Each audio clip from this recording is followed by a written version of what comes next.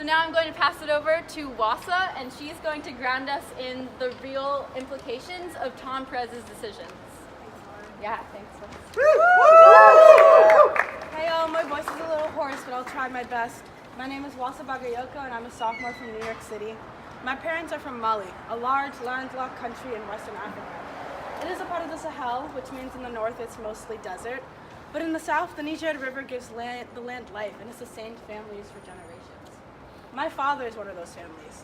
He comes from a heritage of subsistence farmers, but climate change has changed this reality for him. In the 80s, he left his small farming village, land that his family has lived on for generations, because it was becoming unfarmable. I first visited his village in 2008, when I was far too young to understand the changes that were going on around me. Since my initial visit, my cousins report that every few years the rivers seem a little drier, the croplands a little smaller, and the trees a little thinner. In my most recent visit 2 years ago, I witnessed the larger consequences of this change. Frail animals unable to find land to eat, grass to eat, shrinking ponds with dwindling amounts of fish, and the unmistakable cracks in the ground of a forming desert.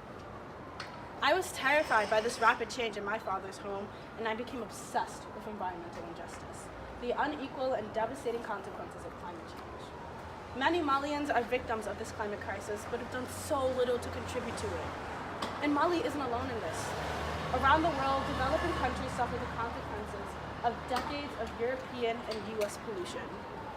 After 2 months in Mali, I came back to the United States ready to take on environmental injustice. But I arrived home to see that we have our own environmental problems. Frequent and more powerful storms and wildfires have devastated our nation, leaving our most vulnerable populations at greater risk. Decreasing crop yield has hiked up produce prices, making healthy and fresh food inaccessible to low-income communities. Our nation's dependency and unwavering commitment to fossil fuels poisons our air and water, leaving even more people with avoidable health problems. Flint, Michigan still doesn't have clean water, by the way.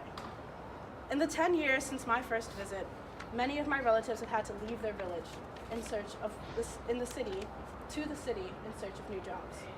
Many are involved in solar and hydroelectric power, the two main sources of energy in Mali. When I returned back to the United States 2 years ago, I was inspired to find similar changes, but I came back to empty promises. Our time is running out. We need a new Green Deal. The global issue of environmental injustice is what brought me to this country. It is why I study international relations here at the Watkyn, and why I'm also pairing that with environmental studies. I'm doing my part. Tom Juarez and Democratic leadership, it's time for you to do yours or step aside and let other people lead.